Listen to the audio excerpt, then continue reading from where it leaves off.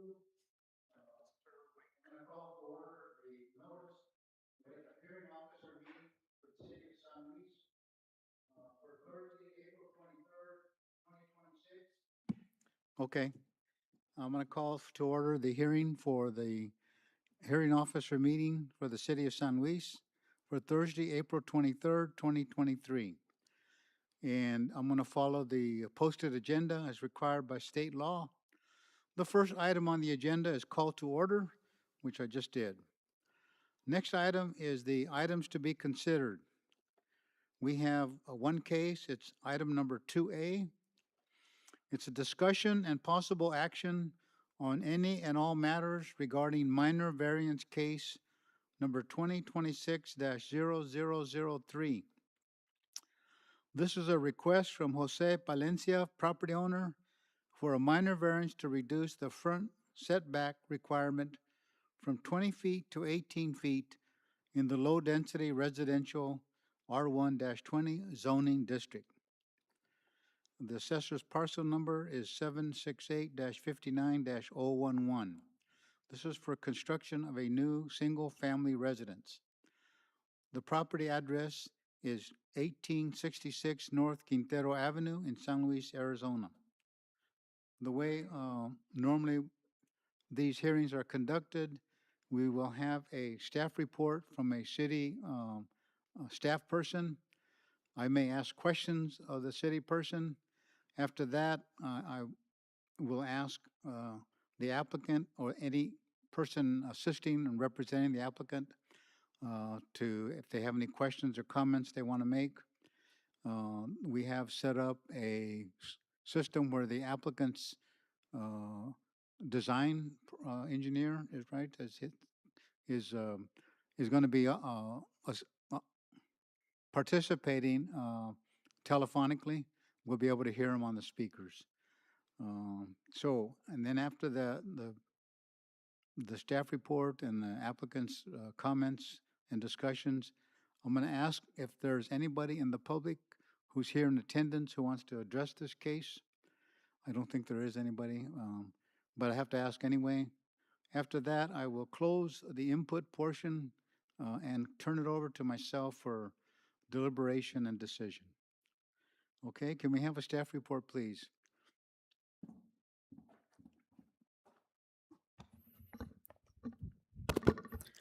Good afternoon, everyone. Juan Tejeda, Acting Assistant Director of Development Services. As mentioned, this is a request from Jose Palencia, property owner. This property is located at the Palencia Hills subdivision. Property owner is requesting to reduce the front setback to 18 feet from the 20 feet required by city code. Carlos, can you put in the location map, please? This is the location map of it's lot number 11 of the Palencia Hills and Quintero Avenue. Can you put the site plan, Carlos, please? The need for the minor variance is triggered by the porch on the front side encroaching on the required front setback, as shown in the site plan. The proposed driveway layout is not the typical design. This is consists of two driveways on the circular configuration. Although that type of design is not that common in the city, it is acceptable as long as it's the required separation between the driveways is maintained as per city code or standards, which is 25, which already meets. As part of the review process for minor variances, this request is sent out to the different departments in the city. We have not received any comments or any concerns on the different departments. And a variance must meet the 4 hardship criteria as shown on the staff report attached. Based on staff review of the request, only one of the 4 criteria has been met successfully, which is criteria number 4. It states that the variance will not be materially detrimental to the surrounding area or to the public welfare. Staff recommends denial of the minor variance. This recommendation is based on the hardship criteria not being addressed successfully. The applicant is here today, and also the architect or designers via Teams if you have any questions. Okay. Thank you.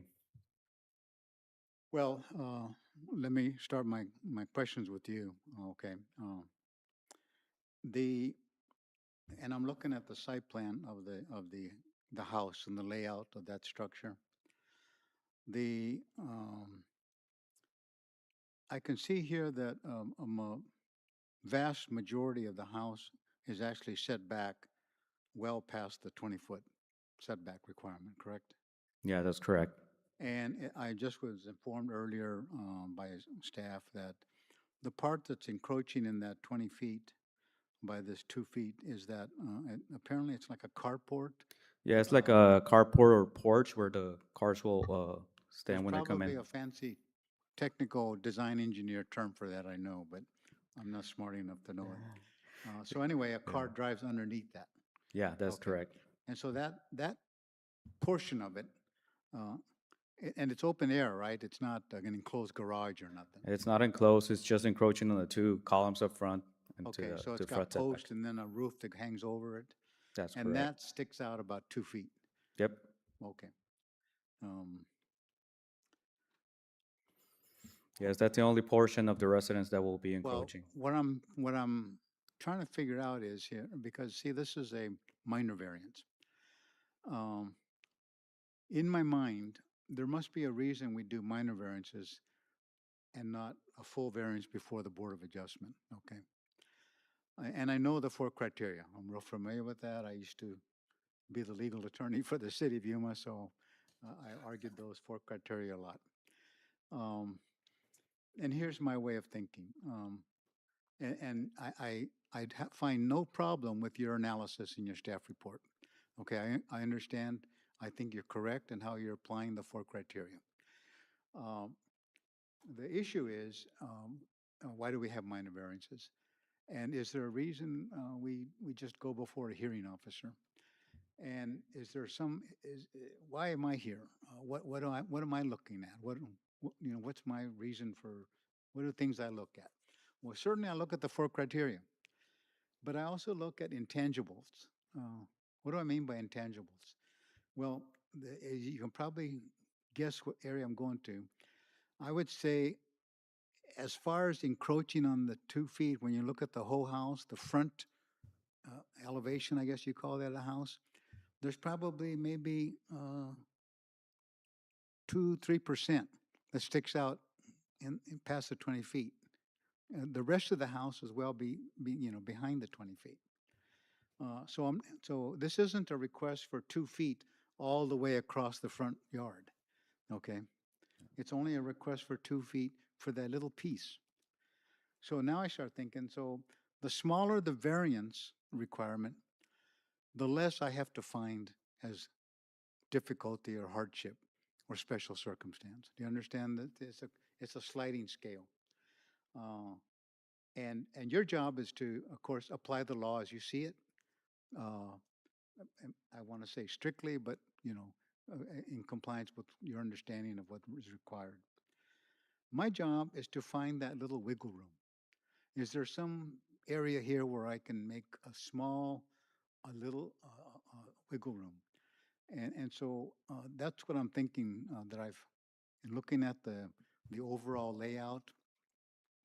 Certainly, you can see the rear portion of the property. It's a curved property line there. Okay, if that were straight across, the lot would be a little bit bigger, and you could probably have pushed the house a little bit further back to meet the front yard setback. But instead, you've got that curving part that comes up and it pushes the house forward. Uh, and that wasn't, that was made by the subdivision developer. That wasn't the fault of the property owner. Uh, so I find that there is just a little bit of room here in criteria number one. Is there a special or unique circumstance or hardship? Number two, was that created by the property owner? No. Number three, is this variance necessary for the enjoyment of substantial property rights? Well, most houses do have some way and somewhere where vehicles are parked, garages, carports, and things like that. So having a carport is a substantial property right, so I find that's made. Number four, would the granting of the variance be, detrimental to the neighborhood or the city of San Luis public health, safety in general? And of course, we have people that signed that didn't have any problem with this, right? The adjacent property owners and things. So, and nobody's here, I don't think, I'll call in a minute to make any objections. So my position would be number four is met also. So that's how I'm looking at it, sir, Mr. Tejeda. So, do you understand my analysis and thinking, way of thinking? Yeah, definitely yes. All right. Mhm.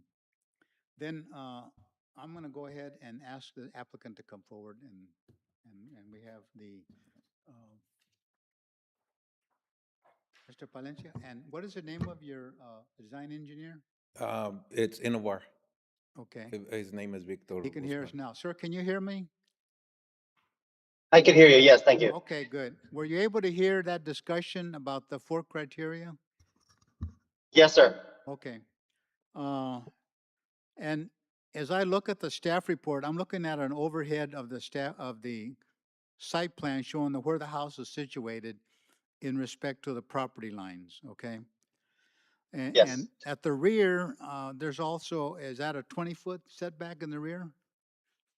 That is the 30-foot setback on the rear, 10-foot setbacks on the sides. Okay, so that's 30 feet. And you can Yes. see, and what I'm looking at is that curved line on the rear property that forces the house to be pushed up toward the front, correct? That's right.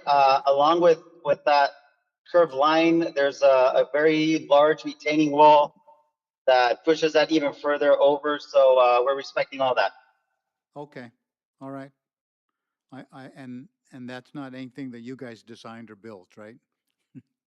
That's correct. The reason I'm asking is that's another particular circumstance or hardship that I can cite for criteria number one. And it wasn't created by you, the applicant, okay? All right, Thank you. thank you, sir. I'm asked this question, I'm pretty sure I know the answer, but that, what is the name of that particular kind of carport that you drive through? Is there a name for that, fancy name? There is, it's typically known in a French term called porte-cochere. Okay, I thought so. All right, and Yes. is there any way that can be built so it's only 2 feet shorter, or would that not leave a lot of room for a car? So we tried everything possible, and that would not leave enough for a car. And the reason we were suggesting pushing it to 18 feet is we know that in the city of other properties, family residences go with 18-foot setback in the front. Okay. All right, thank you. Mr. Palencia, do you have any questions or comments you want to make? No, sir. Okay, all right, thank you, sir. Thank you. Is there anybody here from the public who wishes to address this case? Either in favor or against? Nobody's here. All right, I'm going to turn it over to myself for discussion and consideration and decision. Again, my thinking is it's only a small portion of encroachment in the 2 feet. I guess that's about 14 feet, the width of that, what was the name again of that fancy French name? Okay. thank you. Porte-cochere. Okay. Compared to, what's the total width there in front of that the house? Do you know, the total width? You know what? I don't have the plan here in front of me.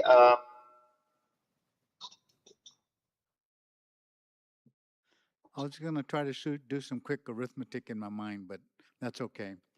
I think my point is that it's not a very big portion of the total width that we're asking for a 2-foot variance. Yes, sir. 18 feet from the outside of the picture. Okay. And 12 on the inside. And how wide is the house altogether from one end to the other? Like 50 or 60 or?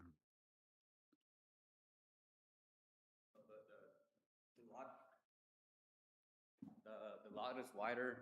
The lot size, it's 141. Okay, And if we take the 10 on the side and the 10 on the side, we're looking at 121. so The- 110 or something, 120, something like, okay, thank you. So 18 out of that, that's what my point is. It's a small portion that we're gonna encroach upon that 20 feet. And I don't, years ago I asked, well, why do we have these setbacks and all that? And because I didn't understand what's the importance of that. And you look at, you know, when structures were built back in the 30s and 20s and whatever, houses were built up to the property line, right on the edge of the sidewalk, and there was any space in between them. If you look at some of the old cities back east, you can see these houses stacked up next to each other. And so the idea was if you have a subdivision that's suburban in nature, you want to have open light and air so the birds can fly through and everything. And you can enjoy a breeze once in a while. And so that's why you've got these setbacks. That isn't gonna, this particular 2-foot encroachment is not gonna affect that at all and denigrate that. So I don't have any problem with that. Okay, thank you. All right, so I find that all 4 criteria for the minor variance have been met. And so it's my decision then to approve minor variance case number 2026-00303 to reduce the front yard setback requirement from 20 feet to 18 feet in the low-density residential R12 zoning district for property located at 1866 North Quintero Avenue in San Luis for the construction of a new single-family residence. Now, I'm going to ask Mr. Tejeda, do you guys put any kind of requirements, like they have to sign certain conditions or criteria? This has to be done in a year, anything like that? Is that something that we normally do here? Okay. No, we don't have any condition criteria. It's just gonna be part of an actual building permit. Okay. If this gets approved, they'll be able to submit for a building permit. Okay, all right, all right. Thank you very much. Yep. All right, and then that concludes the hearing for today. And so the next thing is adjournment, so this hearing is adjourned. Thank you, gentlemen. Thank you.